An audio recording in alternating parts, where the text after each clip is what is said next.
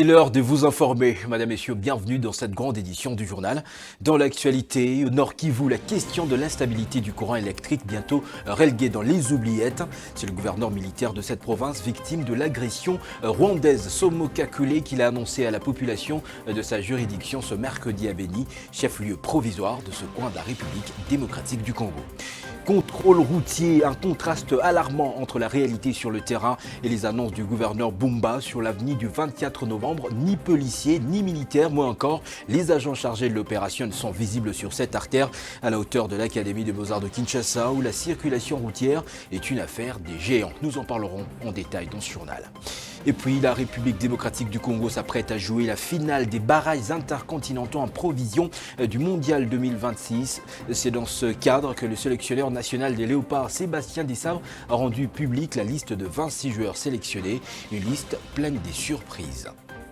Voilà tout pour les principales articulations. À présent, le développement. D'abord, cette information. L'électricité pourrait bientôt être stable dans les villes de Beni et Butembo. Le gouverneur militaire du Nord Kivu, le général-major Somo Kakule Evariste, l'a annoncé ce mardi 10 mars 2026 lors d'un point de presse à Beni, chef-lieu provisoire de cette province. L'interconnexion des réseaux entre les deux sociétés privées Énergie du Nord Kivu et Virunga Energy pour mieux desservir cette partie de la RDC en énergie électrique bientôt une réalité. Un partenariat qui vise à renforcer aussi en éclairage les environs de ces deux villes. Les détails dans ce reportage de Gloire Kitoga.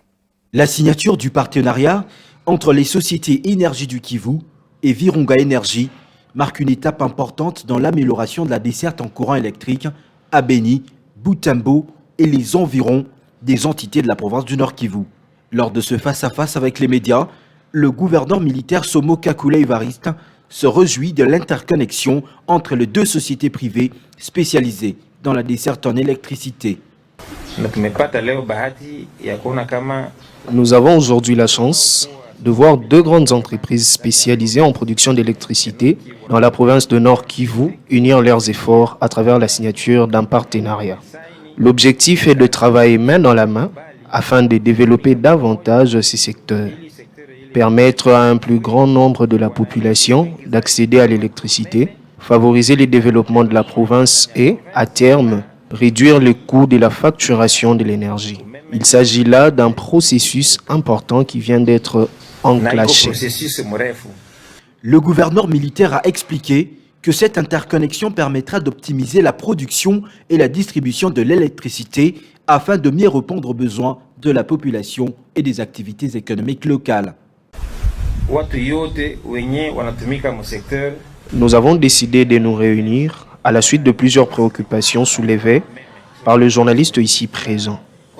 Des questions qui préoccupent également la population.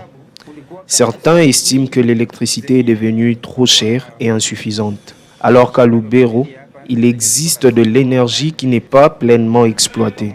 L'idée est donc de pouvoir l'acheminer vers Butembo et, si elle arrive à Butembo, elle pourra également desservir Beni.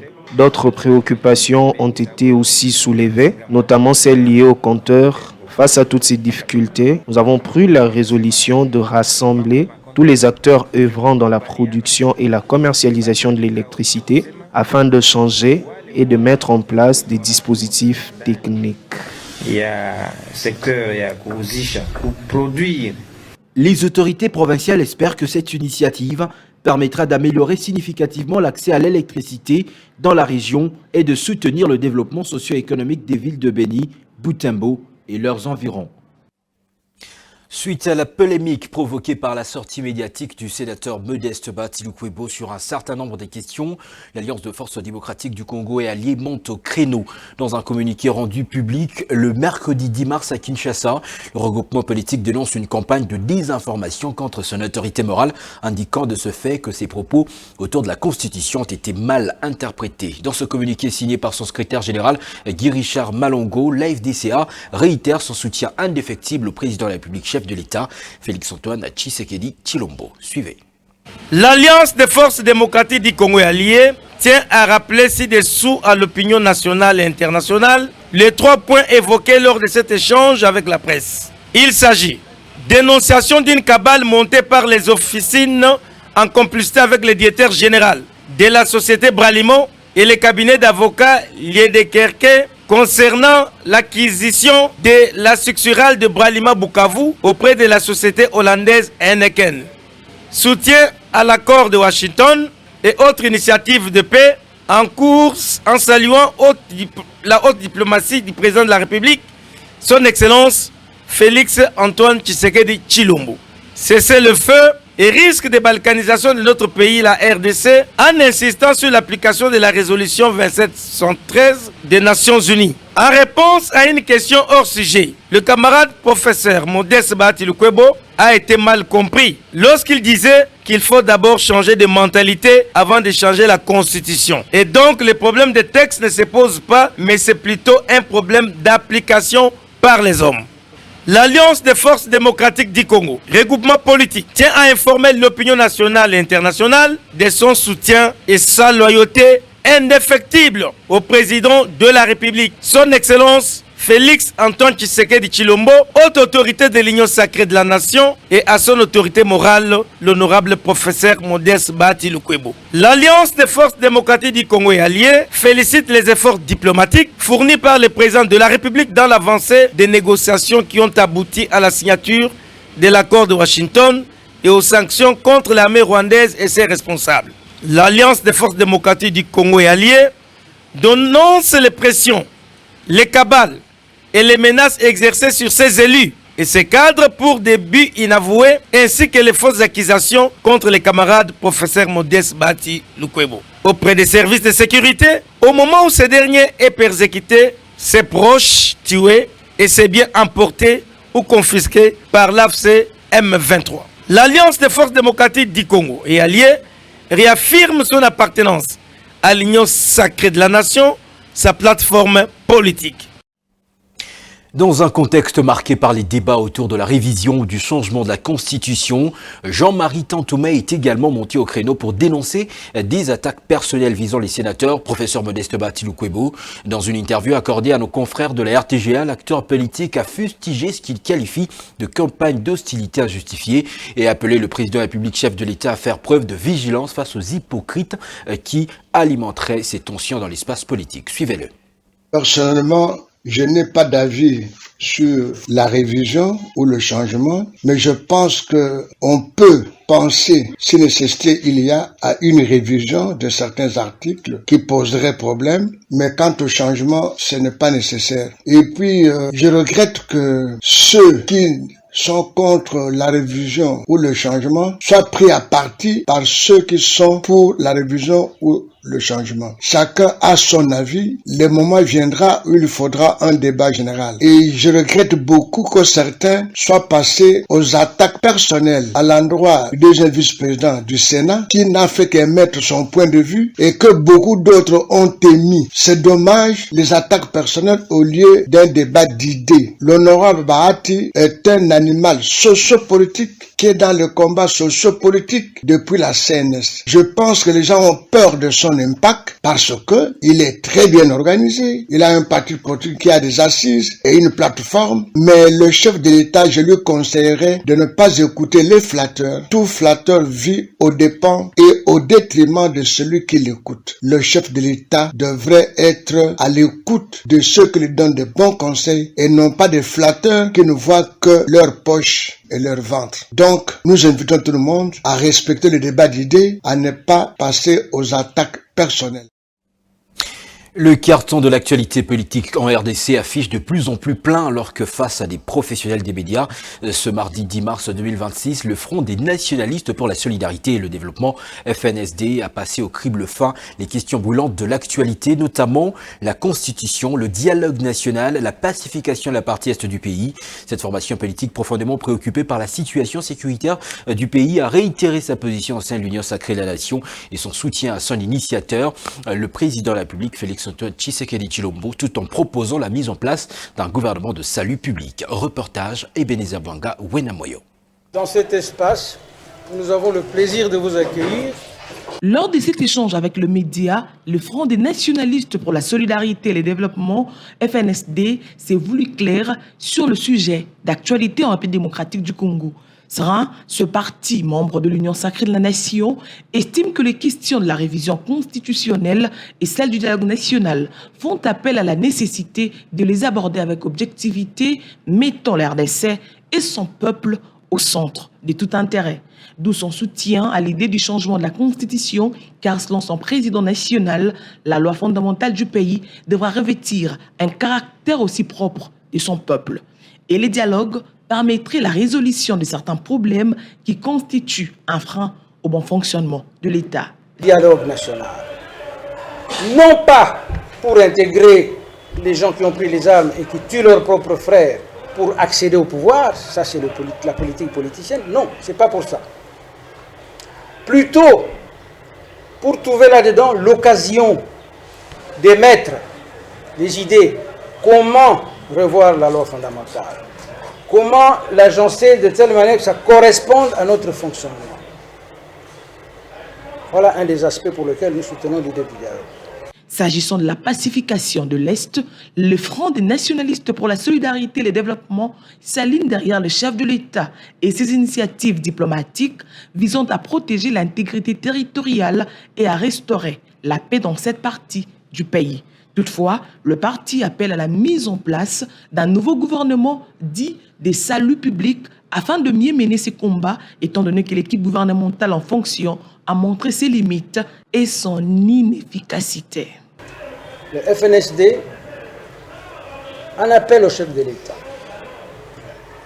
Nous en appelons au chef de l'État pour mettre en place rapidement un gouvernement de salut public. Parce que nous estimons que celui qui est là a montré ses limites. Et on ne voit pas exactement quel est son programme. Il est difficile de l'évaluer. Le Front des nationalistes pour la solidarité et le développement dit poursuivre sa marche dans la culture de la compétence, de l'action et de la responsabilité pour une bonne gouvernance. Les véhicules abandonnés sur la voie publique et les garages pirates désormais dans le viseur de l'hôtel de ville de Kinshasa. Leurs propriétaires sont sommés de libérer la voie publique en déant une semaine. Faute de quoi, des mesures fortes seront appliquées. L'ultimatum court depuis le 9 mars dernier. Le but poursuivi est d'assainir les artères de la capitale. Une décision saluée par certains, non sans formuler des recommandations. Déborah Mpetsi. À Kinshasa, les propriétaires des véhicules abandonnés sur la voie publique disposent d'un ultimatum pour retirer leurs engins mobilisés afin de libérer les artères de la capitale et de faciliter la circulation. Une décision saluée par plusieurs usagers qui voient une mesure importante pour l'assainissement de la ville. C'est une très bonne idée car tous ces garages rendent les avenues très sales. Je salue la décision du gouverneur car elle vise à assainir notre ville. De son côté, ce professionnel de la mécanique appelle les autorités à prendre également en compte la réalité quotidienne de certains garagistes informels. Il plaide pour un meilleur encadrement du secteur tout en demandant un suivi rigoureux de cette décision qui touche à la fois à l'ordre public et aux survies de nombreux mécaniciens. Il faut que cette mesure prise par le gouverneur soit suivie de près par le bourgmestre de commune. On devrait aussi chercher un endroit approprié pour permettre à ces garagistes de continuer leur travail. Il convient de rappeler que les autorités urbaines ont accordé un délai d'une semaine aux propriétaires des véhicules abandonnés ainsi qu'aux garages informels pour libérer la voie publique. La décision est entrée en vigueur depuis le lundi 9 mars. Tolérance zéro pour les épaves roulant à Kinshasa, 48 heures après que le gouverneur de la ville, Daniel Bumba Lubaki, a tapé du poing sur la table en insérant la police nationale dans le service de contrôle routier lors d'une causerie morale avec les agents de terrain. Le premier citoyen de la ville qui a fait de la sécurité routière plutôt son cheval de bataille, loin de convaincre. Le constat sur le terrain appuie cet argument. Ni policiers, ni agents sur la grande avenue du 24 novembre, non loin de l'Académie des Beaux-Arts de Kinshasa. Les détails dans ce récit d'Israël Nguita. Après l'annonce par l'autorité urbaine d'associer de militaires aux équipes chargées du contrôle routier, ici sur l'avenue 24 novembre, À la hauteur de l'Académie des Beaux-Arts, où les embouteillages dictent habituellement leurs lois, rien de visible, les chaos se portent à merveille. Alors que les usagers s'attendaient à voir la traduction en acte de la décision du gouverneur Bumba, rien de tel, les désordres habituels continuent. Esprit des vies et autres taxibus, tous à la Kelele.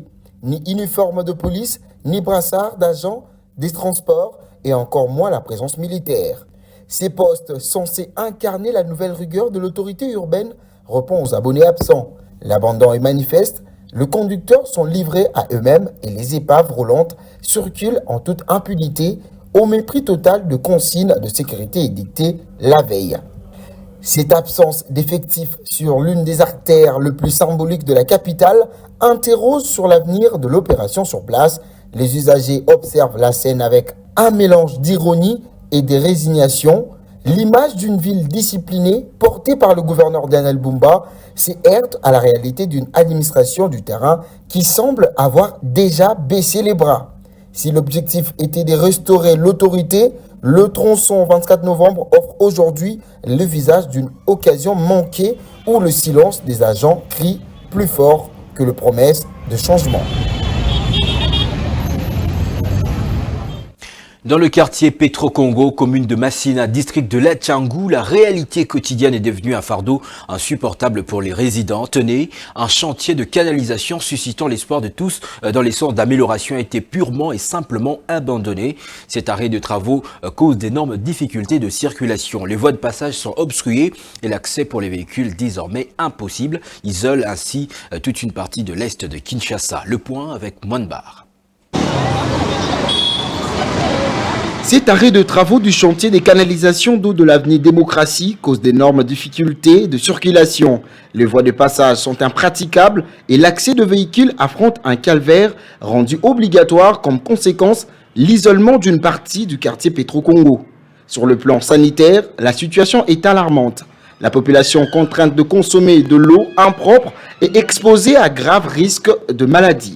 Musala oibane banda avant que bonne année dirasi o tala bato ne bakomi na bato ngo basala musala ngo bazo kata bacho ya mai zo mona na ba mama batambola na ba bidon uluka ba mai musala banda esila kate tina le tala difficulté ba papa bazana mituka kote il faut baloka po ya kokoma na balabala oyo akota na ndako na ye. Face à cette situation dramatique, la population concernée demande une intervention urgente.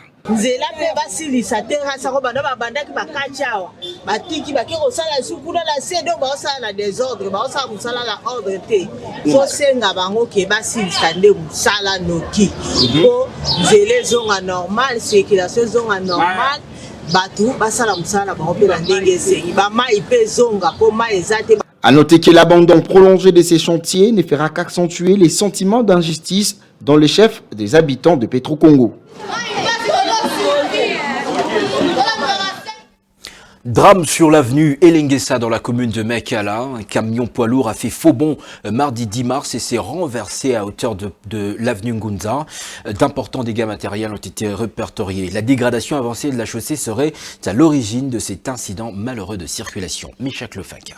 Ces camions poids lourds, en difficulté de manœuvre, vu le niveau de délabrement de la route, s'est renversé sur un véhicule commis au transport public de marque Spitter. D'après plusieurs témoins, la chaussée fortement dégradée rend la circulation difficile aux automobilistes, en particulier le véhicule poids lourd. Cette situation provoque régulièrement des embouteillages et augmente le risque d'accident dans ces tronçons très fréquentés. Bilan du drame, aucune perte en vie humaine n'a été enregistrée. Toutefois, le chauffeur du Sprinter a été grièvement blessé et souffre de la fracture des jambes. Il a été acheminé à une structure sanitaire pour des soins appropriés. Face à la dégradation continue des routes, un appel aux autorités ayant dans les attributions les infrastructures pour la réhabilitation urgente de cette voie publique afin de prévenir d'autres accidents. En sport football, à l'approche de la petite finale que disputeront la RDC et le gagnant du match Nouvelle-Calédonie-Jamaïque le 31 mars prochain à 23h heure de Kinshasa au Mexique dans le cadre des barrages intercontinentaux donnant lieu à la participation à la Coupe du Monde 2026. Le sélectionneur national de la RDC Sébastien Desabre a dévoilé la liste officielle de 26 joueurs sélectionnés. Plusieurs surprises sont à retenir, notamment l'absence de certains joueurs attendus, mais aussi le retour de certains cadres. Cette liste a immédiatement suscité de nombreuses réactions chez les supporters congolais. Carlos Lofaka Nzembo. Les sélectionneurs nationaux de la RDC a rendu public sa liste de 26 léopards convoqués pour la finale de barrages intercontinentaux qualificatifs à la Coupe du Monde 2026. Chez les supporters congolais, en raison de plusieurs absences remarquées, parmi les joueurs non retenus figurent Samuel Essende, Gaël Kakuta, Afimiko Pouloulou, mais aussi Steve Mavididi, un joueur très attendu par le fan et les observateurs du football congolais. Je suis satisfait pour l'histoire de Sani Penane Senyelaki. En cas de joueurs, des joueurs, Kakuta na SND. Déjà par rapport à temps de jeu Nathalie Libango, mais ça bien attendre de GT. Donc pour bêta bien, il faut en attendre de jeu. Ce joueur en attend de GT, à la performance, c'est dans l'équipe de bêta. Donc on a pu servir et bien na national. Donc mon coach na ba quête na dans le sala à moins que ce n'est pas aussi bon à la sélectionner. Là ba joueur musu so dans le cas. Peut-être bon peut aider ba rejoindre ba joueur na biso ya République démocratique du Congo pour ba évoluer bien.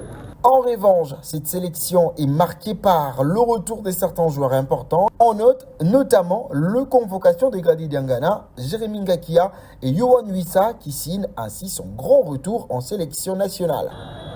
Pour Yohan Wissa a zoni tout c'est bien parce qu'il absence même na Cannes, il y a Maroc, il marque biso makast le bela qui a en ming, absence n'est pas contact. Malgré tout ça continue à jouer un système de jeu, un système de jeu collectif parce que je auto beta na Kanya Maroc ezaki système de jeu tout satané na ngo to mona ne to ba beta ki match ya débarrage. Pour la sélection que notre coach a fait, moi je crois que c'est vraiment un bon choix parce que nous avons vraiment besoin d'aller en mondial parce que ça fait si longtemps qu'on n'a jamais été en mondial. Donc il a vraiment fait un bon choix et moi je crois que le bon Dieu va nous aider et nous aller aller en mondial. La RDC devra affronter soit la Nouvelle-Calédonie, soit la Jamaïque lors de cette petite finale décisive, une rencontre capitale qui pourrait qualifier le Léopard pour la Coupe du Monde 2026 après 52 ans. C'est par cette information sportive que nous mettons un trait final à ce journal. Revoici ses principaux titres. Au Nord Kivu, la question de l'instabilité du courant électrique bientôt reléguée dans les oubliettes. C'est le gouverneur militaire de cette province, victime de l'agression rwandaise Somo Kakule, qu'il a annoncé à la population de sa juridiction ce mercredi à Beni, chef-lieu provisoire de ces coins de la République démocratique du Congo. Contrôle routier, un contraste alarmant entre la réalité sur le terrain et les annonces du gouverneur Bumba. Sur l'avenue du 24 novembre, ni policiers, ni militaires, moins encore les agents chargés de l'opération ne sont visibles sur cette artère à la hauteur de l'Académie des Beaux-Arts de Kinshasa, où la circulation routière est une affaire des géants. Et puis la RDC s'apprête à jouer la finale des barrages intercontinentaux en prévision du Mondial 2026. C'est dans ce cadre que le sélectionneur national Sébastien Desabre a rendu public la liste de 26 joueurs sélectionnés, une liste pleine des surprises et qui suscite beaucoup de réactions. Mesdames, Messieurs, merci de nous avoir suivis. Vous aimeriez bien nous retrouver demain à 19h30 heure de Kinshasa. Bonne suite de programme sur les antennes de Congo 26 Télévision, la chaîne de l'unité nationale. Messieurs, dames, bonsoir.